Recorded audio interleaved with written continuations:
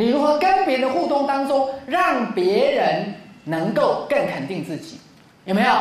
你跟你的孩子的互动，不要常讲啊，你这唔捌啦，你唔知啦，你无路用啦，你这少年啦，你无经验啦，你去食，不是去看赛斯的册，吼，去食赛斯的智慧，吼，去食赛斯的智慧，吼。啊，你这唔知啦，各位不要这样说话，你要尽量让你的孩子觉得他很棒。你给出对的答案，不如给出鼓励、支持跟信任。好，这个东西在我们过去的学习是不够的。你要给出一种支持跟信任，你要给出一种让对方觉得他很棒。所以，很棒的父母亲不是说我很棒，我都给我孩子最好的。对，你父母亲很棒，你的孩子都很自卑。你父母亲很棒，你的孩子都觉得比不上你。你的父母亲你很棒，你的孩子都觉得他没有达到你的期望。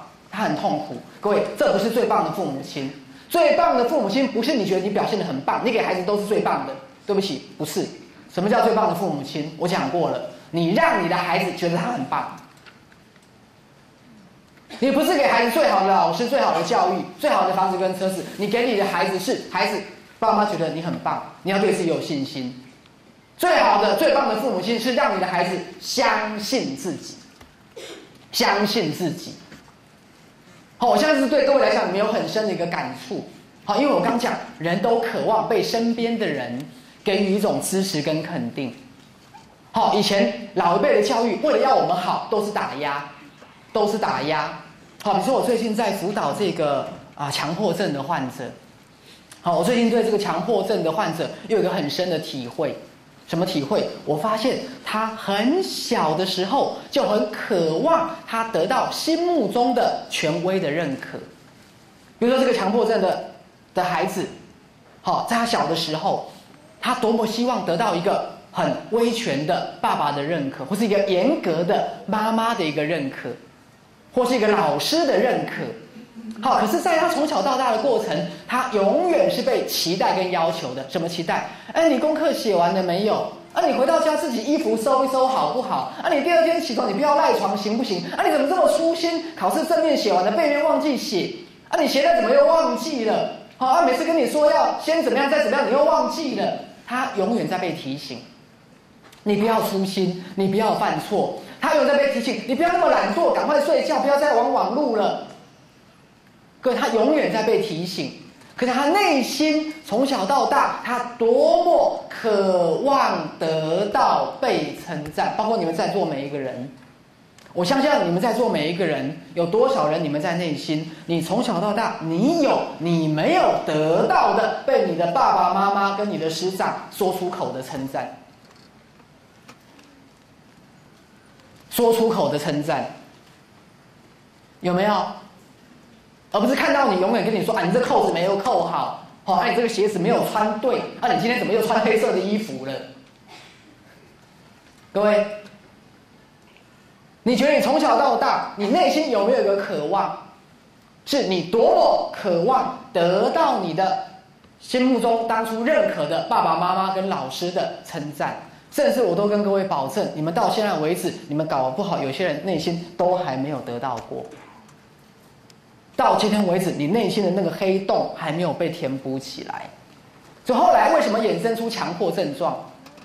因为他不相信自己，瓦斯检查一遍又再检查一遍，是不是不相信？门锁一遍又一遍检查，洗手洗一次，我刚才有没有漏掉左手的小指？洗完了，我刚才有没有漏到右手的大拇指？再洗一遍，我刚才在关水龙头的时候又把食指弄脏了。有没有？强迫症的核心是什么？我不相信我自己。所以各位，你知道强迫症会有强迫思维、强迫的行为嘛？重复检查 ，checking、counting、cleaning 嘛，洗了还要再洗干净 ，cleaning， 然后 checking， 不断的检查门窗。这个锁手有没有干净，然后这个抽屉有没有怎么样，东西有没有掉，然后 counting 数数，因为我随时会犯错。那为什么它会衍生出这么多的强迫症？因为在从小到大的他从来没有被相信过。他相信怎么达到？一个人怎么被相信？好像很多父母讲一句话：书就念不好，我怎么相信他？明明就这么懒惰，我怎么相信他？有没有？各位，你相信了他才会变好。好，所以为什么我们没有自己的力量？为什么我们不相信自己？因为真的，我们从小到大，很多时候我们得到我们的父母亲的称赞跟鼓励，其实是不够的。好，当然跟我们东方的传统有关系。我们东方喜欢用指责，指责是指出错误以要求完美。你看我国文课本都还记得。指责是指出错误以要求完美。可是，在没有完美之前，信心已被摧毁。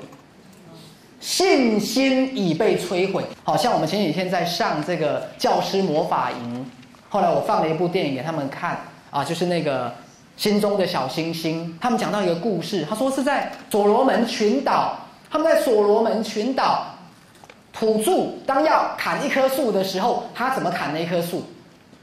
就是一群人围住那一棵树，骂他：“你这只笨树，你怎么不去死？你活得一点意义都没有！你这颗烂木头，你给我赶快去死算了！你干嘛还活着？”然后骂完了，过了2个礼拜，那个树就死了。他在讲的是，当一个人一直活在被指责以要求完美，最后是被指责而死掉，不是完美的。各位了解我的意思吗？所以那天我们在上魔法教师营，我就跟大家讲，我们的教育看起来很成功，可是在我们教育的过程当中，我觉得教育有时候等同于一个人从小到大信心被摧毁的过程。结果你学会了很多技能，可是你的信心不见了。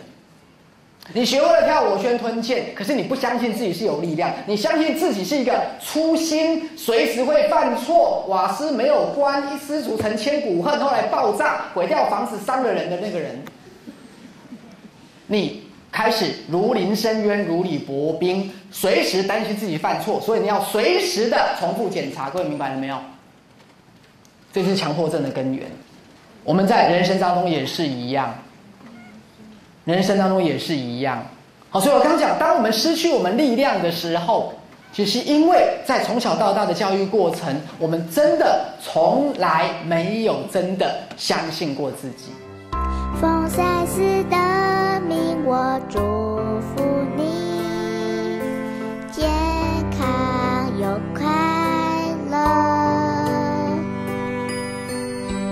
奉赛斯的名，我祝福你，健康又快乐。